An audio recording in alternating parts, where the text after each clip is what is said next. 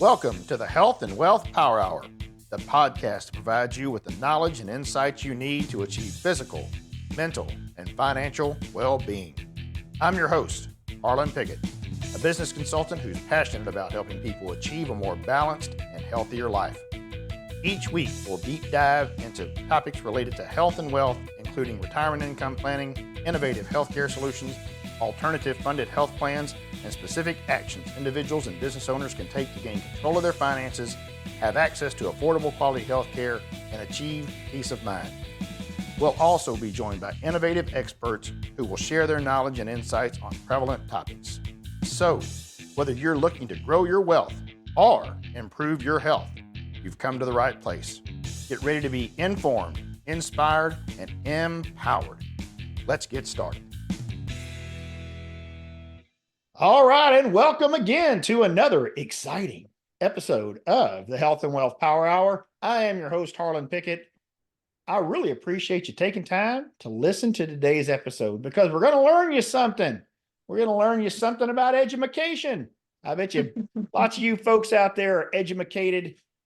Well, today we're actually going to talk about real things like education, but we're not just going to do that. We're going to go beyond education. Yeah, there you go. You hear her laughing in the background. That is our special guest, Lara Kilgore. She is the founder and owner of Beyond Education. You like how I slipped that in there for you there, Lara? Perfect. All right. Hey, I'll tell you, when we first met Lara, it was as a potential client, but very quickly we got to look onto her website. We got to talk to her about what she does. And you guys are going to love this today. I promise you are going to love what she does. I hope that if it strikes a chord with you, you will reach out to her and learn more. But it is so timely because our education system itself is under siege. Our students are under siege.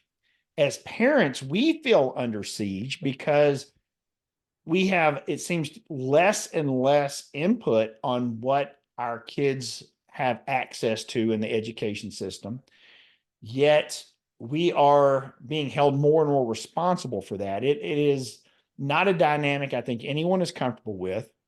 We feel that our children more and more need a higher education, but I personally feel that our schools are in many cases leaving them behind and doing nothing more than teaching them how to take a test. And that doesn't give them the real world experience they need to even attend college, much less learn anything at college, but even the basic skills to live on their own, which is just crazy that they don't learn some of those things and have access to that. But we have Lara with us today to help us navigate that. Lara, tell me a little bit, first of all, about you and why you started this journey, because you did tell me it started a whole lot earlier than I thought it really did. Mm-hmm. Yeah. So, Harlan, thanks so much for having me on. And I'm excited to go beyond just the kind of normal information of what we know about education. And like we were chatting, everybody goes through schooling in some way, whether it's public, private, charter, homeschool. We all need to learn and grow our brain. And so there's many ways to get there. And that's what I've learned. And so what I was sharing with you is I'm a public school kid. I went public school K through 12. I think my mom said for a snippet there in pre-K, I was maybe in a Montessori program, but all I remember is napping in that. Otherwise, public school kid, was raised in Arizona, born in Texas. And then, as I like to tell people, the motherland called me home and I came back to Texas to go to university here. That was my first dipping of my toes in private education. I went to a private small liberal arts university here, Trinity, which I loved. I had a great experience. It was growing and expanding and resilience training in a lot of ways. But ultimately, I had a fantastic experience. And so I really fell into this role of owning and being in education and also being an entrepreneur. When I was in high school, I thought I was going to be in healthcare, actually. I thought I was going to be a physician. I loved science. I loved math. And so when I went to Trinity, I was on a healthcare track. I took all the classes and muscled my way through organic chemistry and biochemistry and all of those classes. And I had some life events happen while I was in college. I lost a family member, and that really threw a wrench in my plan. As anybody who has gone through a traumatic event, the grief cycle takes its time. And so I had started tutoring while I was in college, and I even started tutoring while I was in high school. But in college, I had started tutoring for money. I had a friend of a friend who approached me and had this little side hustle of tutoring some local neighborhood kids and said, "Hey, I've got too many. Would you want to take some on?" I'm like, "Yeah, sure. Easy, flexible. I can work this into my studies. I like teenagers and kids." And so started doing that. And as college went on and I graduated, and I'm sitting there trying to figure out, am I going to go to med school and am I not going to go to med school? And do I take the MCAT or do I not? I just kept tutoring because I knew how to do it, and it was easy and it naturally grew. And eventually, a couple years out of college, my friend who, this was just a little side hustle, came to me, and he had a full-time job, by the way, that he was doing. He came to me and said, "Hey, so pretty much this is not a side hustle anymore. And we actually need somebody to run this business. I trust you. Would you want to do it?" And I said, "Sure. I have no idea how to run a business." I said, "But I'm organized and I like people and I like managing people." I had already kind of started hiring and helping manage people. I said, "None of this scares me. Sure. Why not? Let me figure this out. And, I'm not really sure yet if I'm going to med school yet. So let's just do it." And lo and behold, years later, and figuring out what a pivotal moment was for me was sitting down with a counselor and defining what success was, and that shifted everything for me. And basically realized that success before was having an MD behind my name, and realizing that that didn't have to be my definition of success anymore. And so once I let that go and was like, I actually love being an entrepreneur. I love managing people. I love working with families and kids in this type of environment. Then everything kind of blossomed. So I stayed with that company a little bit longer, and then left and started my own business, started Beyond Education in 2018, and knew this is where I wanted to be. I loved being outside of the classroom and being able to work with families one-on-one. And so that's where Beyond Education was grown out of.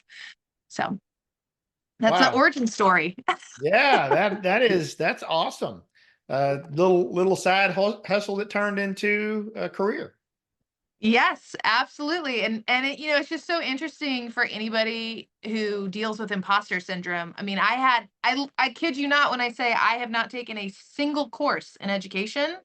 I should have taken a psychology class, never did any of that. And Trinity has an incredible teaching program. Never touched it. Never took a business class. The only class I took was microeconomics, and I hated it because it's theory and not practical. And yet I run an education business, and I've learned along the way what I needed to know, to be proficient and an expert in this, and talk with experts in a variety of fields that support families and whatnot. So I had my imposter syndrome for a little bit, and then I just got over it and was like, I'm going to figure it out, and I'm going to be really good at asking questions and researching. And it's been great and incredibly fun. And now I can speak the lingo like any of them. Yeah. So And it's interesting what you can learn through the school of hard knocks, right? It's interesting what you can learn instead of learning it, living it. mm-hmm. And by living it, you learned it, but you learned it in a more realistic way. It wasn't theory anymore, it Right. was reality. Right. And by dealing with these students, regardless of what their age level or their acuity, whatever you want to look at it, whatever that level was, you learned literally what education was like for them Yeah. across the spectrum, whether the kid was trying to master a STEM program or just trying to get through remedial math, Mm-hmm. whatever it was, and everything in between. And you talking about organic chemistry, that's my daughter's taking that right now. So Oh, baby. Okay. biochem is her major. That's what she's Oh, going I after. love it. I could So nerd out on it all day. yeah, so she's right across the highway from where you went to school. She's going to Incarnate Word. Credit word. Yeah. Yeah. Yeah. Yeah. So she's right there close to where you went to school as well, and loving her experience so far. She's just in her second year, but she's really enjoying it. Yeah. Well, it is really unique. So, where we are positioned in the ecosystem of education, right? So, you have schools, which now we've got a variety of definition of schools. You've got public schools, charter schools, private schools, parochial schools, home schools. You've got all of those, which we deal with all of those in a different capacity. And then you've got us, which is a tutoring, and we call ourselves a mentor, a mentoring program, right? So we sit right on the outside of the school in helping the families. And what's really unique about it and why I love it is we get a much closer, more personal experience with not just the student, but the family. So whenever I hire somebody to come and work with us as an instructor or a tutor or a mentor, I always tell them, I'm like, we get this incredible opportunity to not just know the student, but to get the family context and to see, where is this, if they're stressed, where's the stress coming from, right? Are there some expectations? Is there some miscommunication? Where is that source? And we've seen it all, right? We've seen everything from the hyper supportive parent who's like, we don't care what grade they get. We just want them to be happy, to the tiger parent, or what's known as a helicopter parent, saying like, if they're, they have a 95, we need them to get a 99. And literally everything in between. But Mm. why I love it is just, it's a much more personal experience. You get to know the student, and then you get to see what teachers oftentimes don't get to see, because they're managing a classroom of 30, 25 to 30, depending on where you're going, as opposed to just focused on one. You get to see, what are their learning styles? Are they kinesthetic? Are they visual learners? Are they auditory learners? What are the things that stress them? And I've literally sat down with students and been like, okay, you've got to organize your paper more, because I can see your brain struggling with this concept. You're not incapable to learn this. It's really that we got to get your brain organized, right? Those little things that you may not catch in the classroom, because we're trying to get so much content in a classroom day. So it's a really beautiful, amazing experience that we get to have with families. And that's why a lot of the families we work with are with us for years. I've got a lot of my students who early on, I started with them in sixth grade, and they're now 25 years old, and we're still checking in because we have this really tight bond of just walking through that with them. So I want to go back to what you talked about a minute ago about the teacher in the classroom's got 20, 25, 30 kids. They don't get to individualize. How many kids, and I'm not talking about your kids because they get a chance, but how many kids do you believe fail to get the education that they should get because they get lost in the numbers? A large majority of them, and even more so now, right? I mean, I think you mentioned at the beginning, the focus on numbers, the focus on being prepared for a test. And to be totally honest with you, it's really hard to point fingers in that situation, kind of like Right. it's really hard to point a finger in the healthcare system of why in the world, our premiums keep going up. There's lots of inputs. In education, there's lots of inputs. The teachers will tell you it's administration, and it's in Texas Education Agency, whatever the state, governing body is, who are telling them you have to do all these things, and it's impossible to be able to hit all those markers. For the parents, they'll tell you it's the teachers. For the students, they'll tell you it's everybody. It's a variety of inputs. But what is, I think, really scary for someone in our position, where I've been in this field for 15 years, right? And seeing the trajectory of not only the content quality, the critical thinking skills, the analytical skills, and we have lots of people who are reporting on this from a national and a global scale of, there is cause for concern about the trajectory of our education at large. Not everybody has access to one-on-one tutoring. There's a lot of nonprofits as well as for-profits like ourselves who exist, who are there to help. But there's a lot of students who are not getting the support they need.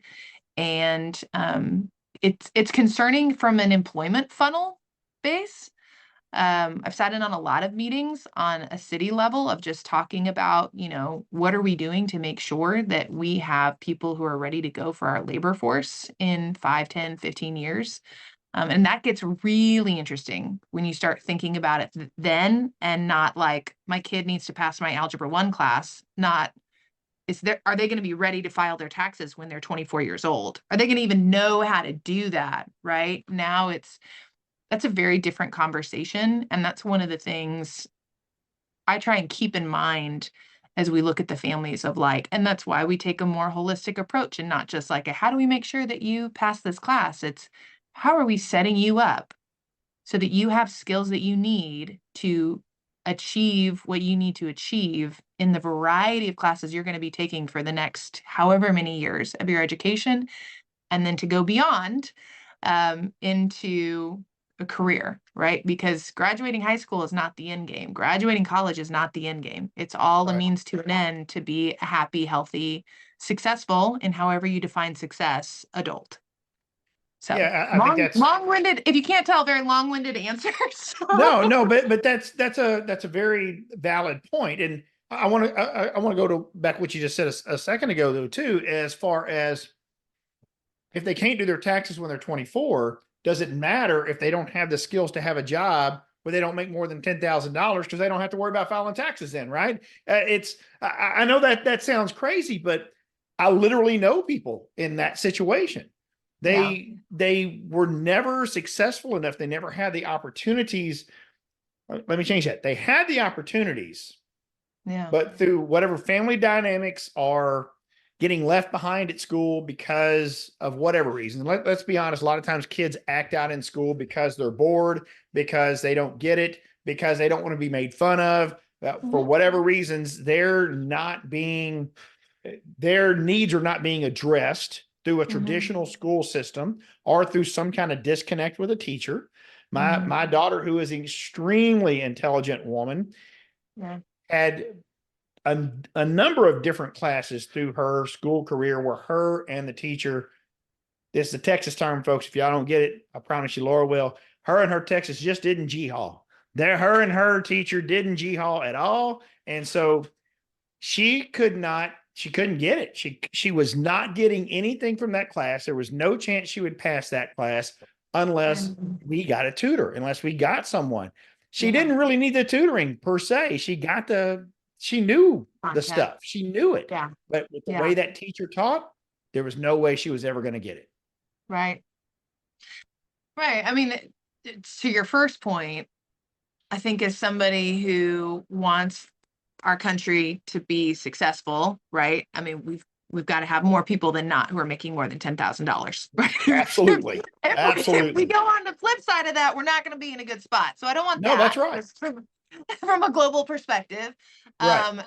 And then, just going back to your daughter, I mean, yeah, there are more stories than I can count on one hand. Obviously, I'm a biased perspective because I run a tutoring company. So people are calling us because they need help more often than not. But I think just talking with parents who even don't work with us, it happens more often than not.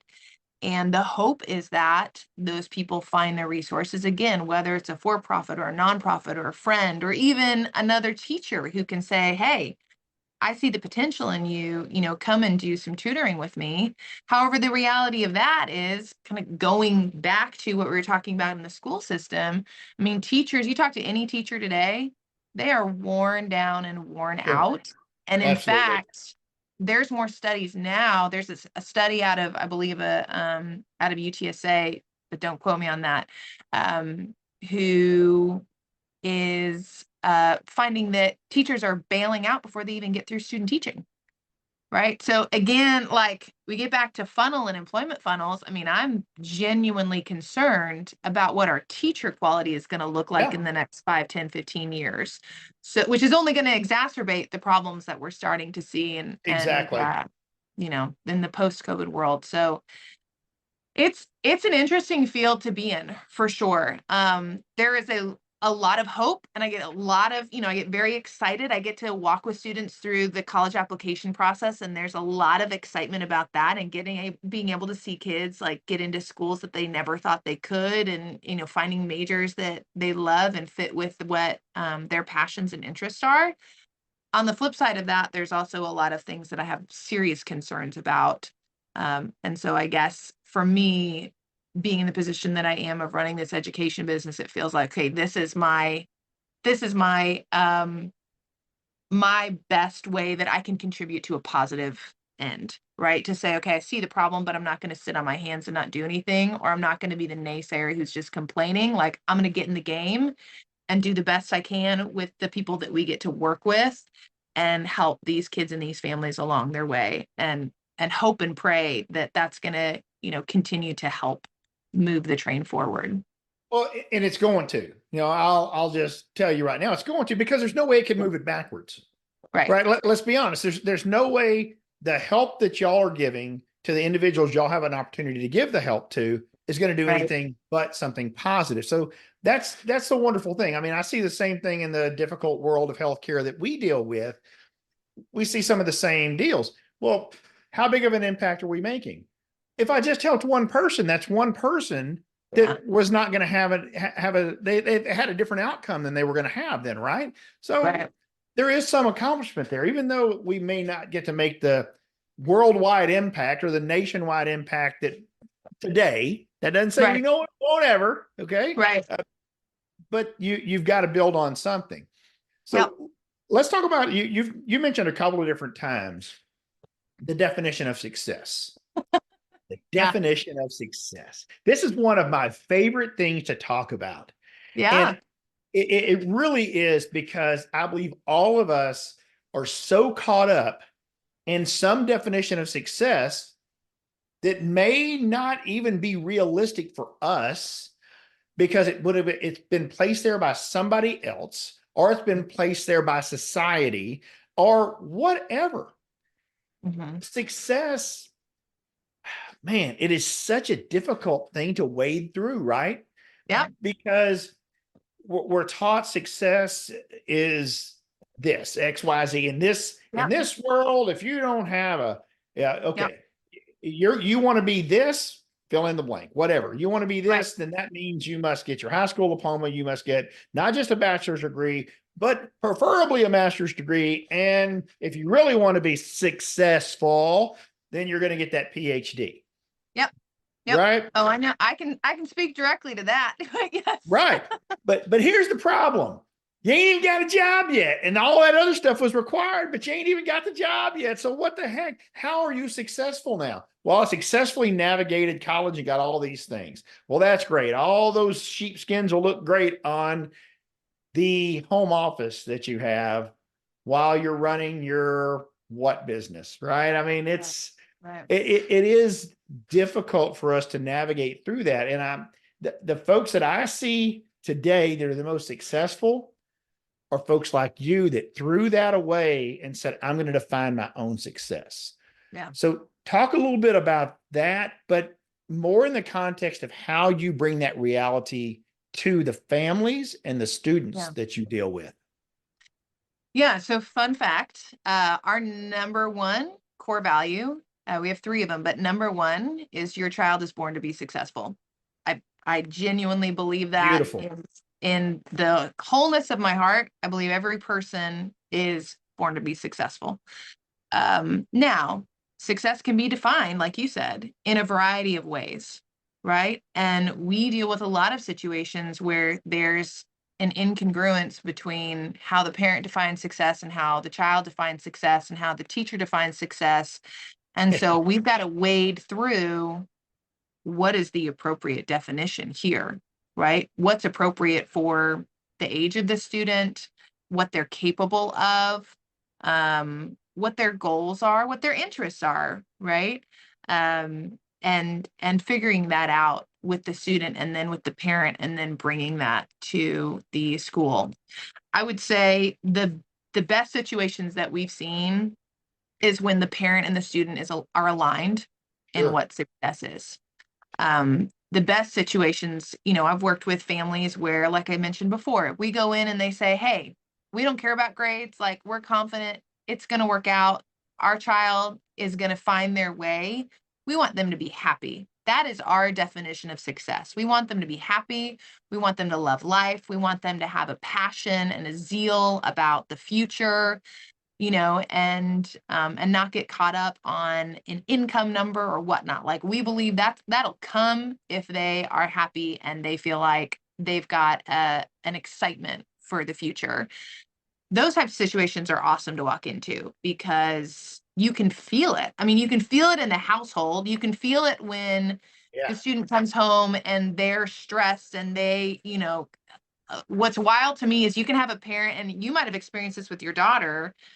You might have a parent who's saying that every day, right? Like, I just want you to be happy. I don't care what the grades are. I just want you to be happy. But there's so much outside chatter of, you need to be an A student. You need to have, X number of followers on TikTok. You need to, like, whatever those external inputs are is going through the kid's head, right? And we know a child doesn't have a fully formed frontal cortex until 25 years old, 21, 25 years old. So their brain can't even process all that information. So even though you're telling them, as their parent who is, numero uno in terms of trust level and reliability for most kids, even though you're telling them, I don't need you to have all these things, they're trying to compute all of this at once. And so walking into a situation like that, knowing that the parents got your back and saying, okay, I know you have this test coming up at the end of the week. Let's play to your strengths and let's figure out how you learn best, and let's do our best. And, the chips will lie where they lie, and we will get our way through it, because this is a journey, and this one test is not going to be the definition of who you are. Right. And even if, however it goes, we're going to take our next step to the next thing, and we're going to keep moving forward, and figure this out. And this is just another input. So I would say, in terms of what I see in success in education, like, that is a great place to be. Now, there's not, and I think it's good and healthy for every individual, not just kids, but for adults as well. Like, the bar needs to be high enough to where they're reaching for something. Sure. Yes.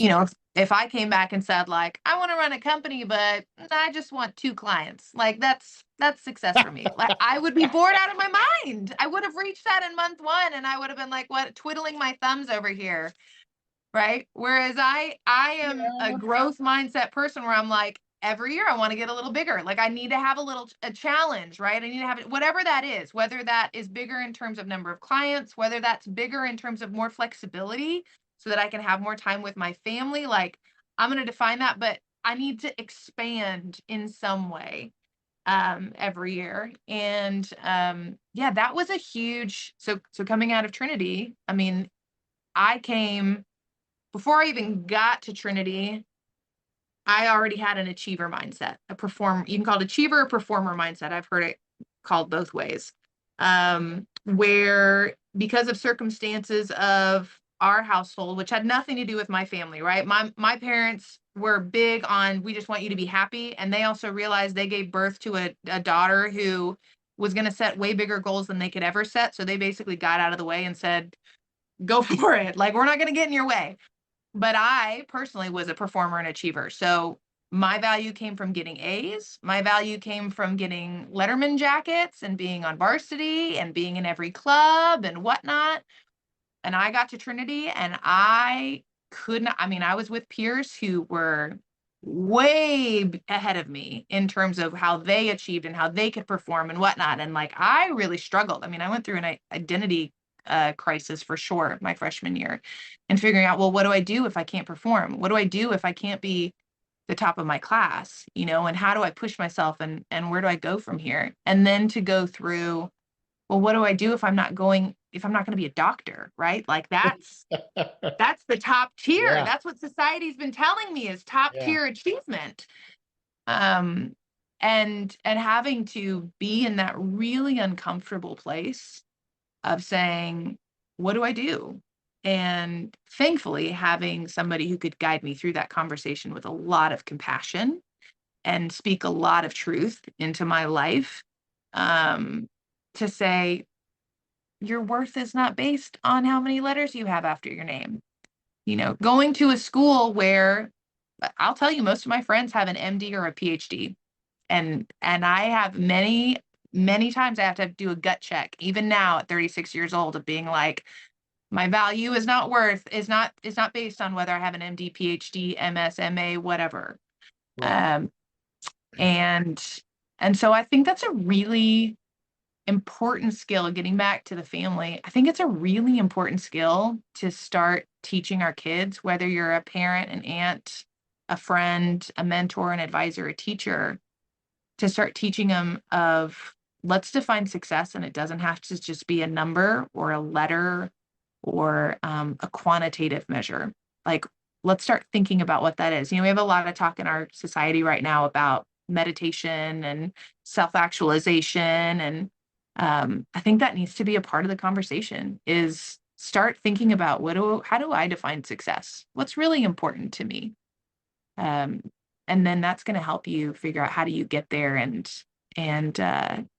and decide what really, I think the gold will rise to the top, right? Of what really is important. Is it really the money, or is it really you just want flexibility and you want to be able to spend time with your family, or maybe it is you need to take nice trips. I don't know, whatever that might be for you. Yeah, it's interesting you talk about that and a kid's mindset on some of these things. So when my daughter was either a freshman or sophomore in high school, they really counseling. I mean, we had this big meeting. They STEM. She's she probably even needs to go over to the early college school. Yeah. That is 100% not what she wanted to do. She did not want to go to the away from there. She wanted to be able to participate and because they had nothing, right? The early college Yeah. school had none of the things. She was a color guard. Yeah, so she was in band. She was in color guard. They didn't Yeah. have that. They didn't have anything really. I mean, that's it. Yeah. You're just doing school stuff, right? So she didn't want to do that. She didn't want to leave her friends. She didn't want to go with anything. But on top of that, she did not want to do STEM. Now, remember what I Mhm. told you she does, right? Yeah. Biochemistry. Yeah. Okay. She's really good in science. She's really good in math, but she don't want to do STEM. It took us a little while to finally get her to get not get her to understand, for her to get us to understand that she did not want to be, say, pigeonholed into that. If I change my mind about what I want to do, I want to be able to change my mind. But I feel like if I would have committed to do that, I would be locked into that forever. Mm-hmm. Mm-hmm. That's to me, that's not the case. That wouldn't have been the Right. case. But that's the way she felt. Right. That's not the way I felt. So I had a hard time understanding. Right. Yeah. Right. Yeah. Because it didn't make sense to me.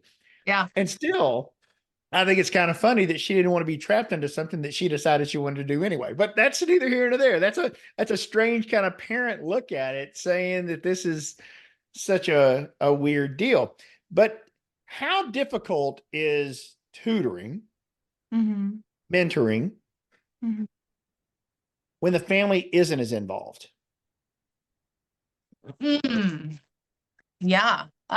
So I would say what that looks like for us, right? So we're a for-profit company. So somebody comes to us and a parent knows, or the guardian or whoever knows, that they're going to be paying for our service, right? So That doesn't mean they're again, involved, though, right? I mean, they're it paying for it, but doesn't. it doesn't It mean that they're engaged in any way, shape, or form. Right. I would say, in the type of scenario that we're talking about, that extreme where they're not involved. They're involved in the outcome because they want to see a certain outcome, typically. But when they're not engaged, it does make it very difficult. And I will say it shows itself, as I'm sure some of us would expect, in a variety of ways, right? So I've worked personally with students where the parents just wanted to write the check or run the credit card, and they wanted to be able to live their life and not really be a parent. And they were bringing you in to be the person who was going to do that. And other than being uncomfortable at first of realizing, like, wait, I'm doing your job? Wait, what? Um, it makes it difficult in terms of an accountability. I mean, that's probably Yeah. one of the biggest things that we deal with, is when, and this can be parents who aren't even on, who are living in the same household but may not be on the same page of how do we enforce consequences or whatnot, right? That's a very common thing that we deal with, is what do we do for accountability? It makes it very difficult, and you have to ideally get to the point where you're connected with that student. You've built a strong enough rapport, and this is why we focus so much on the relationship connection, is that you've built enough rapport and enough trust with the student that there's an intrinsic motivator where they're now to the point of like, I'm not just trying to perform for mom or dad, because albeit whatever that relationship dynamic might be in this kind of worst case scenario, maybe little to nothing. I want to do this because I want to do this, right? And maybe there is a performance now for this mentor who's come in, and maybe they want to be like, wow, Lara believes in me. Like, yeah, I want to do well. But ultimately, where we want that to be is to say, me as the student, like, I want to do well because I'm realizing there's a much bigger picture to this whole story than just this class or just this test or whatnot.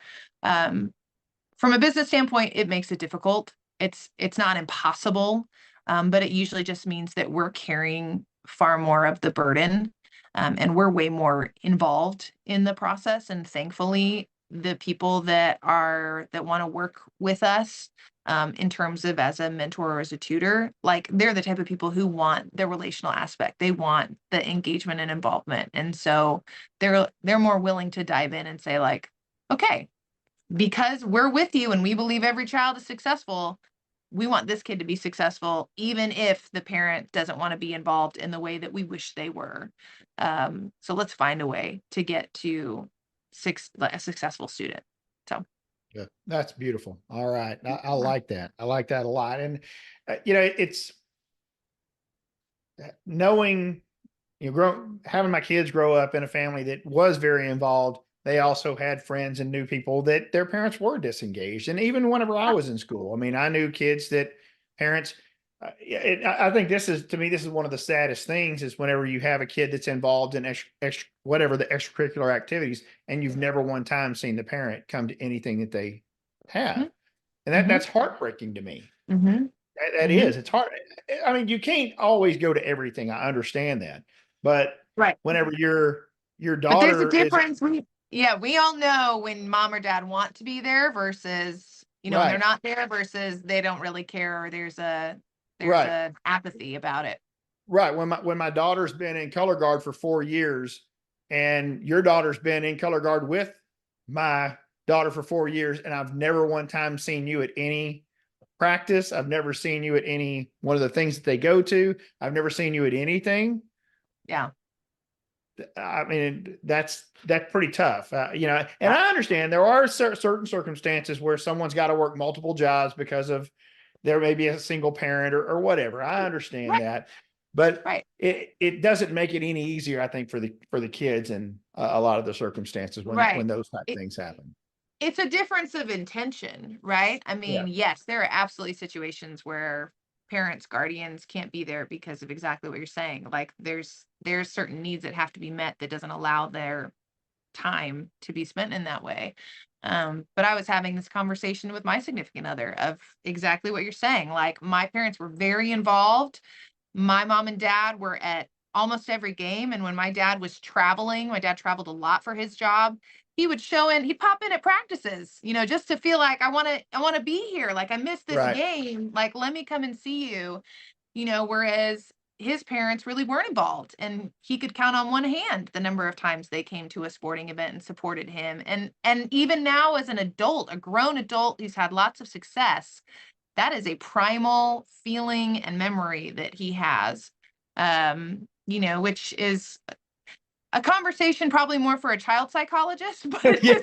it is something that we definitely see. It is something we're very aware of, and as much as we can step in as a support system for the family, we do that. But it is, as a mentoring and a tutoring company and an instructional support company versus, like I said, a psychologist or a counseling company. That's where we kind of operate in this space of like, okay, we're not a counselor, although we have a lot of conversations that start to get into that area, Sure. and making sure those boundaries are there. But it is interesting, and there definitely is a noticeable difference, as I know you and I can spout off lots of examples of that being. Right, right. Okay, so you've been in this for a long time. You started Beyond Education in 2018. Things are going along swimmingly, and then all of a sudden, COVID happens. COVID-19. Here we go. We talked a little bit about this beforehand, but a lot in parallel to our business of health insurance and access to health care. All of a sudden, during a pandemic, people really wanted health care. Imagine that. What a strange thing, right, Laura? Well, in your case, all of a sudden the school systems are closed down. People did Mhm. not want their children to fall behind. So what did they do? They went after, Yep, the tutoring company. Yep, wow, imagine that. So you guys grew by leaps and bounds. we did. So we started Beyond Education opened its doors January 1st of 2018. COVID started basically 2 years later, right? Right. When we launched, we were a tutoring company and we were starting to dabble in homeschooling. And as I was telling you before, that really was it was very serendipitous, but it was only because I had a very dear friend who I love and adore and would do anything for come to me and say, I need to homeschool my child. I tried for a year. It was terrible, failed miserably. I love my child, and because I love them, I need someone else to come in and homeschool them. And so approached me and said, would you be willing to try this out? Like, there's no expectations. If it doesn't go well, it's okay. We've got other options, but we'd like to try it with you. And so I said, yeah, I'm a total yes girl. And so I'm like, yeah, let's try it, see what happens. What could go And wrong? right, right. And so, public school kid, figuring out homeschool. And I still laugh with everybody that I talk to, who are millennials and Gen Xers and baby boomers. Like I always tell them, homeschool is not what it was when we were kids. It is not the people in long denim skirts and buns walking around who are socially awkward that I think of. Homeschool, the homeschool definition now is anybody and everybody from every walk of life. And I would say even more so, you're seeing students who you would expect to be, your private school kid or your, nice public school kid going to homeschool, right? Because of everything we already talked about at the beginning of, distrust of quality, frustration over how the school system is run, all that stuff. But anyway, so 2018, we're a tutoring company, kind of dabbling in this homeschool. COVID happens. And first off, I want to commend my admin team. So we are a woman-owned and a woman-ran business, and I have this awesome group of women. We're a total of five. One, two, three. I'm sorry, four. We're a total of four. And at the time, I think there were three of us. We hadn't hired on our newest person, and I mean the amount of flexibility and ability to pivot when all that happened. I mean, I remember when schools were starting to shut down and they were like, we're going to extend spring break. And we Yeah. powwowed. We made a coffee shop our war room and we're like, all right, what are we going to do? Like, do we need to offer extra classes? Like, how do we help our families? How do we help parents? Let's kind of figure this out. And oh my gosh, I mean, they were on it and we were there to support and figure it out in the thick of things. So that was amazing to see and super proud moment as a business owner. But secondly, just as a business, it was so interesting because, like I told you, I realized we were one of the only for-profit homeschool companies. By then, we had had 2 years in San Antonio, and we all of a sudden got catapulted to being able to speak on, okay, how do you homeschool? How do you micro school? What's a pod? What's legal? How do I pick a curriculum? And all these conversations, which I had already had, working with the family and bringing on more families and developing business there. And so to be able to launch and say, like, yeah, okay, we know how to do this. Let me talk you through what's legal in Texas. By the way, you're in a state that has very loose legal laws about homeschooling, so that's great. So it makes it very easy to figure this path out. I had webinars with experts to help families just figure out, like, what do I do? Our company grew at a pace where, I kid you not, we had a conversation with my admin team again, basically a year and a half later, saying if we keep going the way we're going, we're going to burn out because we're growing so fast. We're struggling to keep up, which is an amazing thing for a company to be able to say. But in the thick of it, as you probably know, like, it is so overwhelming. Yeah. And I was very thankful for the time when it came, when we, like, finally, I say we got back to regular growth, not COVID growth. Um, but it was amazing. It also was uh, a speed course in HR. We're a small business. I don't have an HR department. And let me tell you, I had my friend who is an HR expert on speed dial trying to figure out every little situation we were dealing with, instructors who, do they go in person? Do they not go in person? What do we do as far as, like, a primary exposure, secondary exposure, tertiary exposure? What if it's like the fifth person that they saw 3 weeks ago that just tested positive? Like, how do we deal with that? So I mean, we dealt with Oh, everything. We had, which was great. I mean, and anybody who is wanting to get into small business or owns a business or whatnot, like, you got to welcome those experiences. Like, okay, bring it on. Let's learn. I didn't know this before, but I'm willing to know it now. And so it was all of that and more. But as far as where we're at now, I mean, it was definitely a huge growing point, and I'm very thankful that there were families who trusted us to walk with them through that time, because it was nerve-wracking. And we got to the other side of it in a lot of ways. As you know, we're still getting through it in a lot of ways. But very interesting for sure. yeah. Well, let's talk about how we're getting through it still to this day, and the fact that I don't believe that there's been a decrease in homeschooling. It's continued to grow, not just Yeah. because of COVID, but some of the things we talked about, but even more so. And it's not just, of course, here in Texas, it's across the country. We're Yeah. seeing a huge growth towards homeschooling. And if I'm not mistaken, you've been able to speak to that, not just in Texas again, but in other areas to help lead folks kind of down that pathway, right? Yep, for sure. And sorry, I was trying to change a setting on my phone. Hopefully I didn't screw this up, but now there you No, are. no, you're Okay. good. Okay. So where we have been able to speak to families in homeschool, yes. So where it is now, so like I was saying, it is not what maybe you or I, and I apologize if that Right. offended anybody. That was not the intention, but Hey, I know um but I know exactly what you're talking about. right, That's kind of the old thing of, you right. know, Very, um, very suited, very, like, it didn't have a good rap. it And did now not.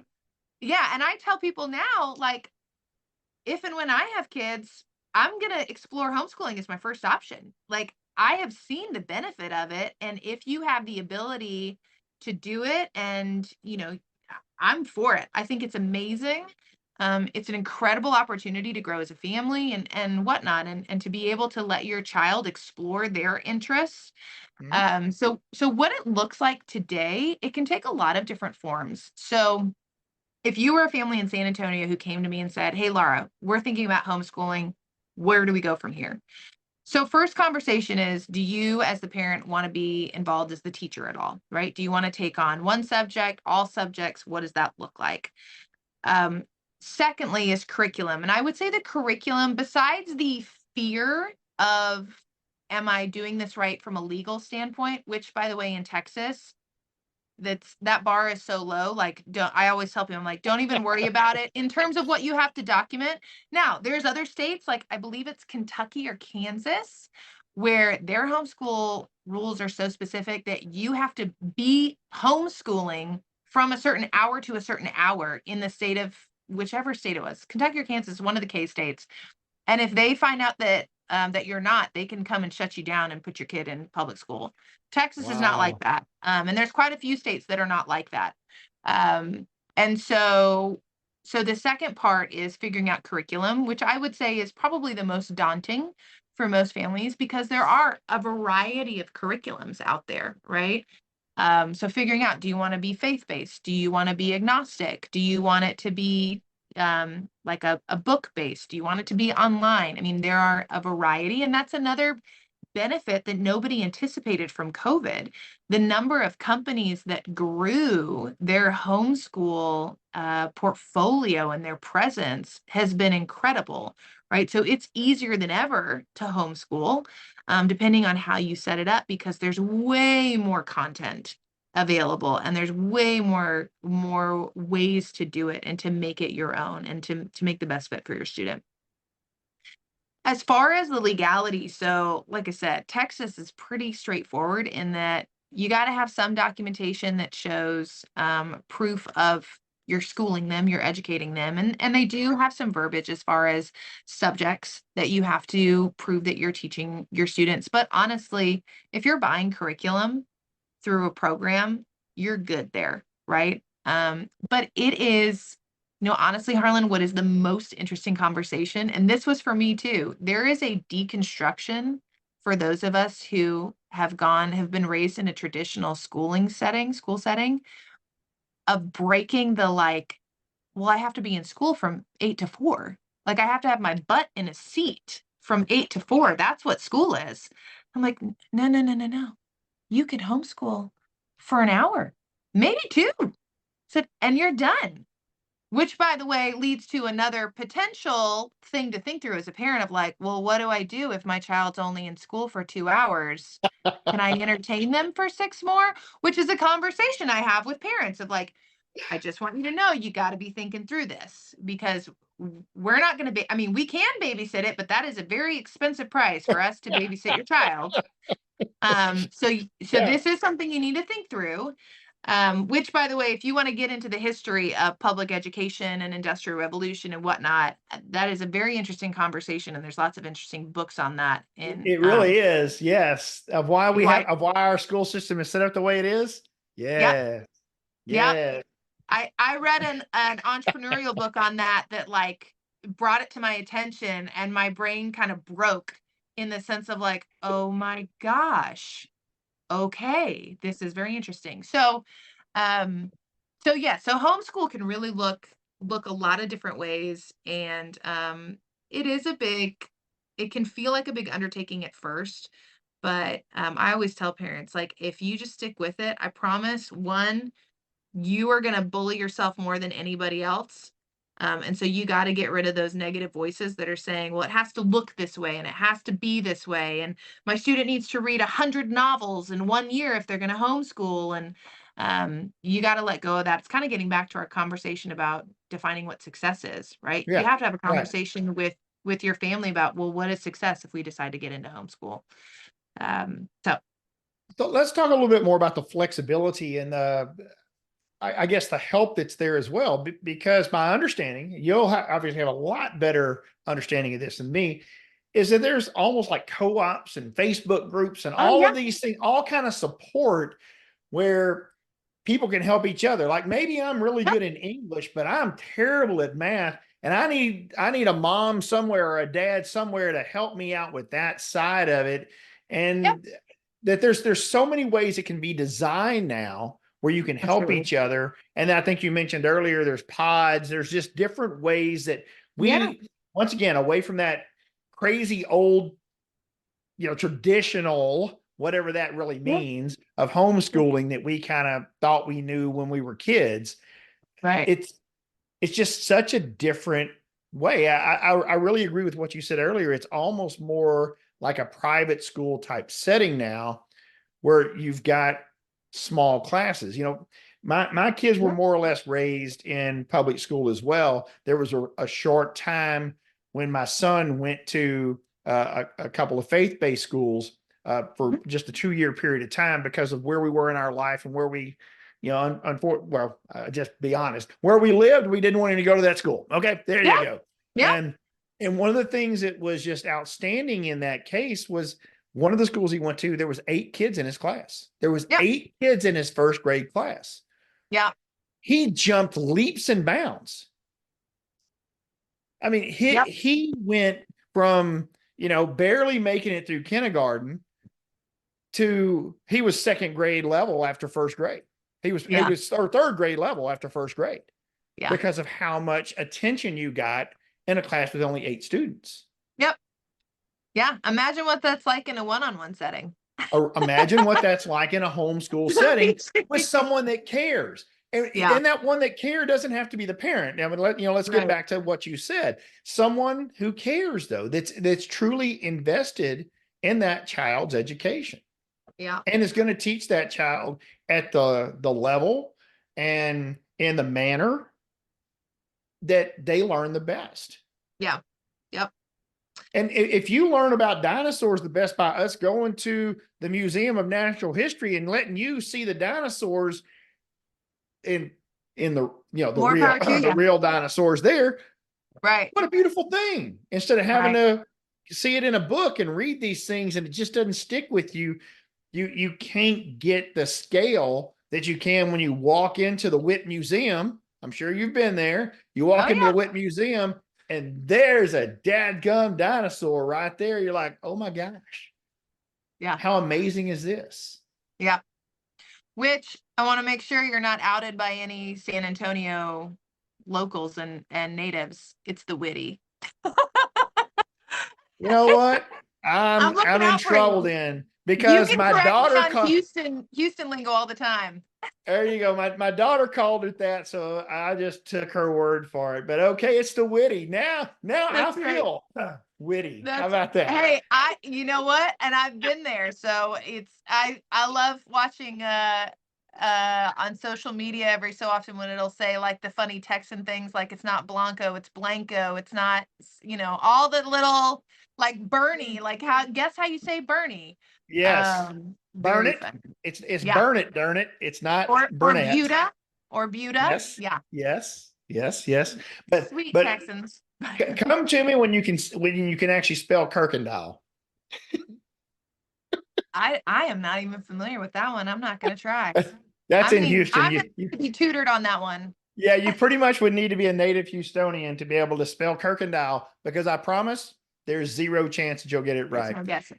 There's There no is no guessing. way. Nope. Too There's letters funny. in there that we have no reason why they're even in there. So, it's Too funny. To get back to your question on homeschool and what it can look like, and I'm glad that you brought it back to that because I forgot to mention it in originally responding.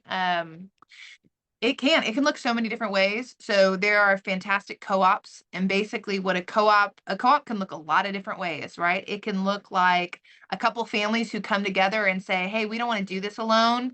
We want to bring our families together, and you are strong in English, so mom or dad, you do English on Tuesdays, and mom and dad that's strong in science, you do that with the students on that day.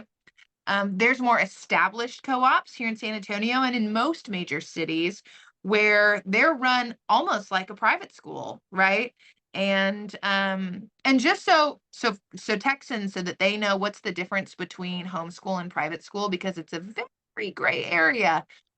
really Basically, where it comes down to homeschool is that the parents make the final decision on grades and saying this okay. is what the grade. So the parent is in charge and have the final say at the end.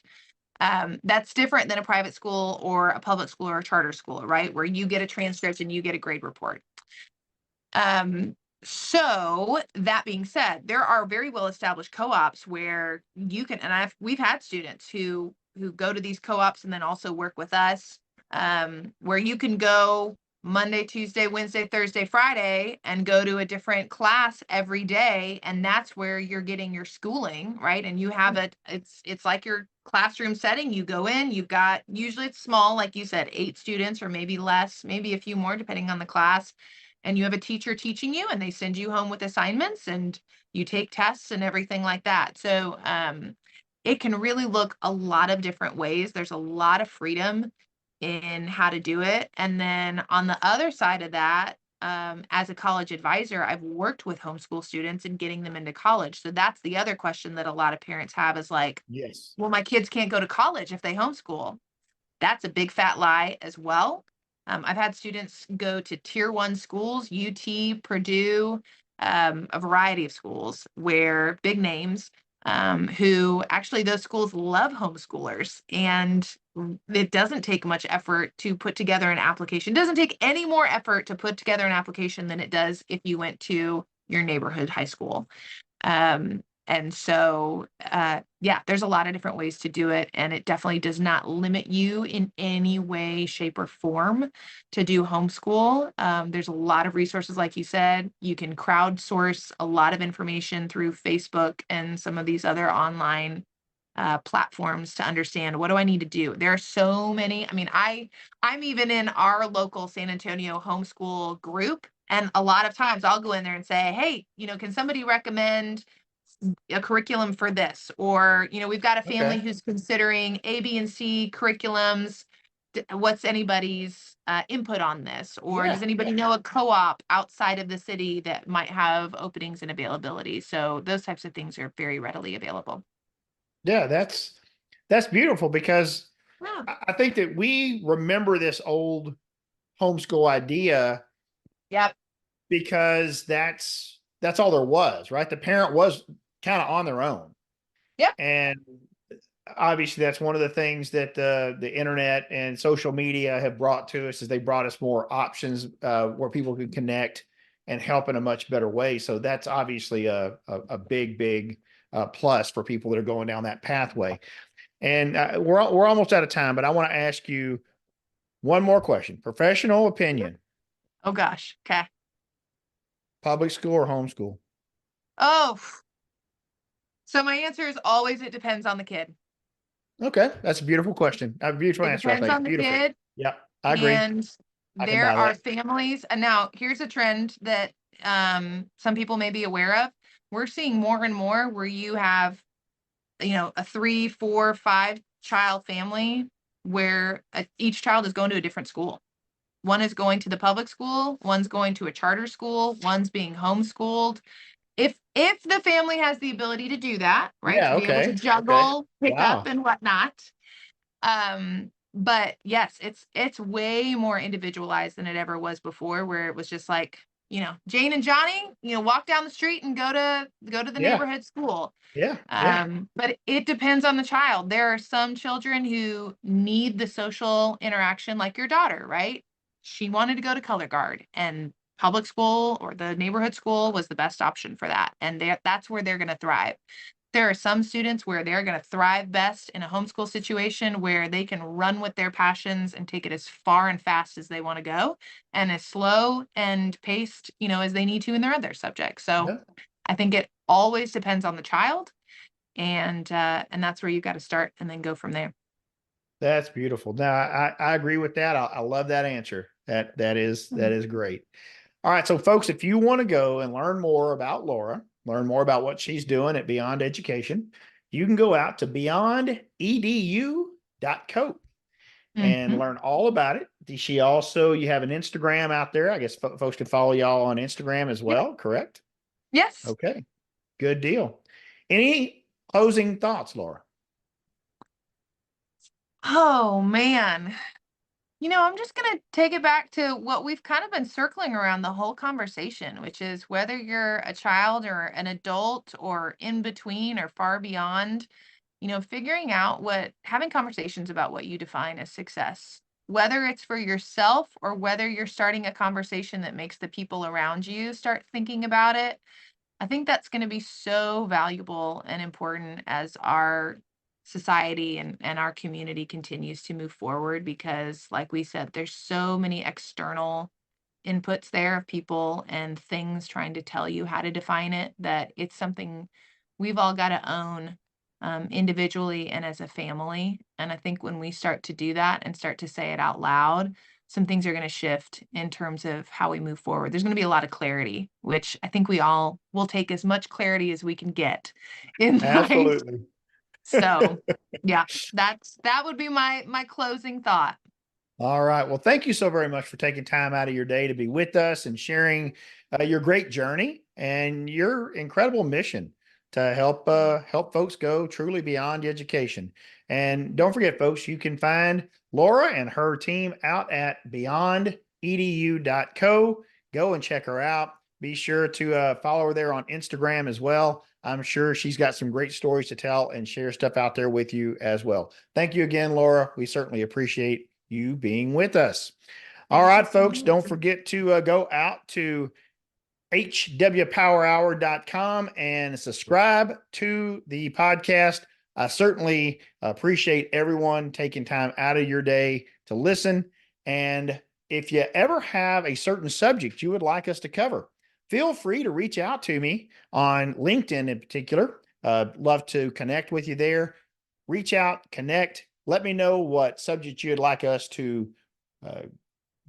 cover, or if you have someone you think that would be a great guest, love to hear about that as well. Thanks a lot for listening to this episode, and we'll catch you next time on Health and Wealth Power Hour. We are